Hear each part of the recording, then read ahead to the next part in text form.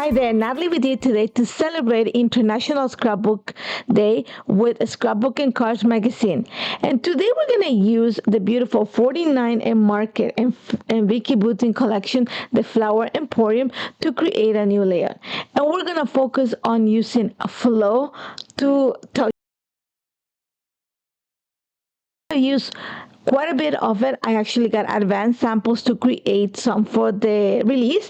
So you're going to see that I'm going to play with some of the leftover papers, but I'm going to show you. You can work this with like a 6x6 or a 6x8. I'm going to use this 6x8 paper. It has a grid on the background, and I love the fact that it's super neutral to create one of my circles. So one of the things I'm going to do is I'm going to glue the paper, not glue, but I'm going to attach it to my cutting mat using some mint tape. This is just like soft tacky tape to hold it in place so it won't move or shift when I'm cutting my circle. And the first circle that I want to cut is 6 inches. I want this to be like the main circle, so I want it to be a little bit bigger than the rest so that it's going to sit behind my picture. One of the reasons that I went for like a soft grid is because I don't want the pattern to clash with my picture. I want my picture to pop from it. So you're going to see I have my first circle, so you just see my finger. I'm trying to create, think of it as like circles that are in interlooping in a way. So the next paper that I went, again, this is from the 6x8 paper pad, is this craft. It's not craft, it has like, I don't know, it's like there's distress on the craft, but there's also a little bit of a pattern, which I made it very interesting and in contrast with the photo and also with the grid that I already have in the first circle. So I thought it was the first kind of to build a little bit, to break also the circles and also to build a little bit of a pattern as I go along. And then that means that I need to go with something again on the neutral side for the last circle. So I went into the 12x12 paper pad, and I found this paper that has a lot of stripes, but the B side has like a soft light blue pattern. So that's what I'm going to use. Now when it comes to the circles, I am also going to vary them in size. Remember, the first circle was 6 inches. This circle here is going to be 5 3/8. So I want it to be smaller because I want the circles not just to vary in pattern, but I also want them to vary in size. They are not going to sit like side by side. Actually, they are going to be the way that we're going to create the flow on the background. So once I cut my circle, I'm going to go again and hit the last paper. Like I said, this is from the 12x12 paper pad, and I really love that soft, there's like a tone-on-tone blue with this stress pattern on the background. So I'm going to cut a 4 3/4, I think, or 4.5 inches in the circle. I'm going to go from the bottom corner because there's like a little bit of the pattern, but it finishes in a distress. So it kind of erases the pattern, and I really like this. And it's really soft in tones. So you're going to see I have my 3 circles. I have them ready. I'm just going to kind of set up the idea on my mat before I move on to the paper. So the idea of flow in a layout is all about creating something. Think of it of a string that's going to guide your eye throughout the layout. So that's what I would call flow. In this case, I am using the circles because the circumference of the circle is going to help me tell that story. Think of it as a coil. So it's just of a wave. It's just, you're going to follow the eye. So now that I have, like, the idea how they're going to sit down, and like I said, they're not going to sit like, side to side. There's going to be some movement to them. Again, think of it as creating a zigzag in the paper. I'm just thinking of a wavelength. That's the best way to describe it. So I kind of have, like, the placement down pack. I know that I want that grid on the left, and my picture is going to sit pretty much on top of it. I want that craft in the center because that's going to be like kind of the strong color, and then I want something soft on the right, different sizes, different locations, creating that wavelength. And just to make sure that like I'm happy with where they sit, I'm going to use a pencil to mark the location where everything is going to sit. Now here's the fun part for me. I like adding dimension to my layout. I'm not going to add bulk, just dimension. That means that I have leftover pieces of cardstock from other projects.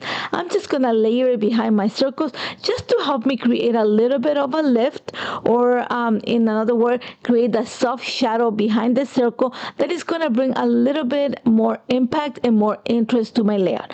I am using white cardstock, which is plain basil cardstock, basil cardstock for my background. I wanted to keep something that had like no pattern so that you can see how the flow and what everything is I'm going to add to it is going to help you realize the concept. So once I have all the cardstock added to the back of my circles and I place them when I draw the line around the circle, so that's going to help me with the right placement. I'm just going to go ahead, glue them onto my cardstock, and then I'm going to take my time to erase the pencil line. Very simple. I tend to do this with a lot of my layouts. It just gives me, once I'm happy with everything is placed, it's nice to just pencil it out. When you do a mixed media, then you know exactly where your picture is gonna sit, so you don't have to completely fill your page, just the area that you want it to pop. So it's always a good idea, and you can always erase the lines. So once I'm happy with everything is set up, I need to start bringing interest onto my layout. And here's what we're gonna add. I can continue with the idea of flow and just make it emphasize that idea. So I know that I have the big large circle on the left hand side of my layout, and it's very prominent. So I went and pulled one of the from the 6x8 tag, 6x8 paper, I cut one of the tags. I went with something that had a lot of color. That little ticket that you see actually comes from the Songbird collection. I had it on my stash. I have a lot of 49 marker in my collections, in my stash. So I went and pulled it because I want that color to help me show you how I'm going to build it and create the flow throughout my layer. So you're going to see I'm just layering the tag. I'm layering the ticket behind my picture. I don't need pattern paper behind it. I'm going to use all these elements to help me with the concept. Once I have that, I had to pull out some of those florals. This collection has some beautiful florals. And because I have that really I want to say it's not fuchsia pink, but really vibrant pink in the ticket, I needed to pull a color that was going to contrast it and complement it and also bring your eye to it. So when I pulled that purple big flower, and you're going to see that my kids and my niece and nephew are wearing a lot of blue. So I thought that was the color that was the closest to what they're wearing, and it's going to make the picture pop too. So I went into the ephemera and pull a few of the pieces. Also in the paper that I cut from the 6x8 that I cut the first circle, there was a little bit of flowers that were left over at the top that happened to match one of the flowers that I'm going to use in this cluster. So when I fussy cut it, I'm okay if it's right on the edge because I want to add this behind the circle. Think of it as just bulking up your cluster and also in a way helping you with showcasing the circumference of the large circle. Like I said before, think of a wavelength, think as creating kind of a roadmap for your layout. And like I said, circles are the best way to showcase this. So I'm just putting a few pieces, thinking that I know where everything is going to sit. It is going to change a bit, and I don't mean as in location, it's just what is going to go there. I might switch some pieces. I know that I want to add a little bit of foil. I'm just want to take advantage of the entire collection, not just to showcase the collection, but also emphasize I'm going to add a few pieces that have foil. So I know that I have to continue the foil, the purple and the pink through the clusters on my layout. So now that I have my first cluster, pretty much the idea is cemented. I'm going to go and work on my second cluster. And I am just following. Remember, like I said, we're talking about, think of it as a wavelength. Automatic or a zigzag. I know that the next cluster has to be on the bottom right corner of my picture. So I'm going to take advantage of the bottom half of the circumference of the craft circle to build my cluster. And again, I'm bringing some purple. I'm going to bring some leaves. I'm going to bring one of those whitish flowers. I'm going to bring some foiling from the specialty ephemera, just so that it builds that idea. And you're gonna see that when I am placing my my photos, sorry, my flowers, I am also trying to place them so that they follow the circle, the circumference of the circles. That is just going to help, like, kind of creates the roundness and just makes it really pleasant to the eye, and also your eye automatically follows those lines. So I just keep going through that, and I went into my paper pad, and I know that there is a flower paper in the paper pad, and remember that I had like this purple flower that was quite big. So you're gonna see that I'm also playing with the sizes of my ephemera. So I needed something that was a little bit larger to add onto the larger circle. That cluster has to be a little bit bigger, just because the size of the paper, the size of the circle. So I went and fussy cut it, and I'm going to replace it. Like I said before, I am not going to move pieces. I'm just gonna replace them. In this case, I'm also playing with the sizes. Because I have two circles on the right, I need to balance what I have on the left. So I have this big circle, I'm gonna add a big cluster there, so then it's gonna balance the other two circles on the right. So like I said, it's all about creating flow, creating balance, making it very cohesive. Once I have that, and I think pretty much it's cemented, the cluster, I'm going to go, and that flower that I had on the top left corner of the picture, now it's going to move to the bottom right corner of the picture. Think of it as the medium purple flower. And again, I am adding the leaves. You're going to see that I am playing with the location of the leaves to help me create that movement on my page. That means that a small purple flower that I had at the bottom right corner of my photo, now it's gonna move to the top right corner of the blue circle. And again, I'm gonna play with adding flowers behind or tucking it underneath the blue circle and also above it. That's just going to help me with the giving you the idea of the circumference. I don't want to delete that. I don't want to erase it. I want to play with that, because that's just going to, one thing it's going to do is going to soften the layout, and second one, because of how the leaves are being placed, it just helps kind of tie the whole thing together. So think of it as a wave. You're going to see that the circles, or the circumference of the circles, create a nice kind of zigzag, and then I'm using the flowers to also follow that. All that creates is flow on your layout. That means that your eye automatically is going to follow all those clusters and the lines throughout the page. Now I'm just adding one picture. You can add another one, and just make sure that you place them in a way that it hits on the wavelength. Okay, so I think it's a very simple, it's a nice concept, and I think it's just by using the circles and the clusters gives you a better idea of how this, sometimes you look at layouts and consider, oh, why does it work? It's because of little concepts like that. So now, just because I want to add more of the pink accents, just to make sure, that your eye goes through the entire page, I went into the ephemera, I went into the chipboard. There's so much to choose from in this collection, and I pulling pieces that have that pink that I picked in that ticket. So I have some chipboard, and I have some laser die cuts on the small circle. Again, I am playing with the sizes of the ephemera.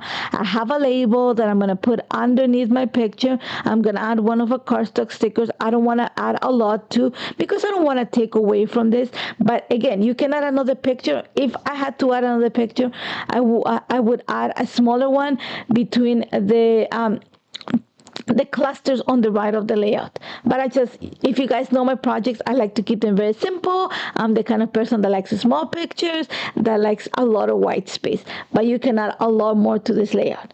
Now, my clusters are pretty much ready, but now I need to add a title. There's two ways that you can add a title here. You can use the circumference at the bottom of the craft to add your title there, but I want to also add, I want to move my layout a little bit to the bottom. I think if I put my title there, it will make it a little bit heavy.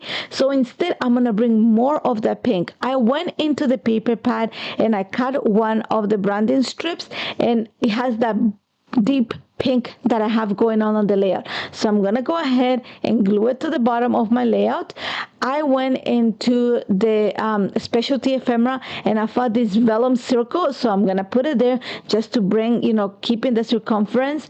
And then I'm gonna add a few florals. I'm not gonna go with purple, and the reason I'm not adding purple is because I don't want your eye to like completely peek to the bottom. But I am gonna add some florals just so that it has kind of the same the same vibe and the same colors as everything else. You're gonna see that I'm going for a soft pink flower. I am not going to create a cluster that connects to the top of the layout. I want it to be cohesive with what I have going on top, but I don't want it to have see, I have no purple. I have nothing is attaching to the top of the layout because I don't want it to be, I do want it to be cohesive, but I don't want it to attach to the top. And the reason is, first of all, the space in between the circle and my title, perfect space for my journaling. But the reason that I don't want it to connect is because I don't want to break that line that I'm creating with the pictures. So I think the concept is it's becoming clearer now that I'm talking about it. So I'm just going to add a few more pieces. You're going to see that I'm going to bring some beads from the die cuts. This is from the ephemera pack. And I'm going to place them around the circles. I am going to place them right next to the clusters. That way it brings your eye to those pieces. And then I'm gonna get a butterfly, something that still has that look of like an insect in flight, but a little bit different, right at the bottom of my layout where the title is at. So it kind of puts them together. It has the same concept, but it does not pull your eye that way. So you're gonna see that because you have that repetition going on in the clusters at the top around the circles, your eye automatically softly goes through the layout that way, and then your eye goes back to the bottom because you have that pull from the pink tone at the bottom. Simple as that. All I'm doing just to end this, I'm just adding some foam adhesive, make sure that my title pops, make sure that everything is well attached to my background. Again, I'm adding foam adhesive to make sure that some areas on this layout pop, like some of the flowers. I'm not gonna make them completely pop off the page, but I'm gonna add foam adhesive to the tips of the petals or the tips of the leaves so that they just create that lift and make it look a little bit more dimensional. And like I said, lines of journal for me, it will be between the bottom crop circle and the title. And if I wanted to add another picture, it will be on the blue circle.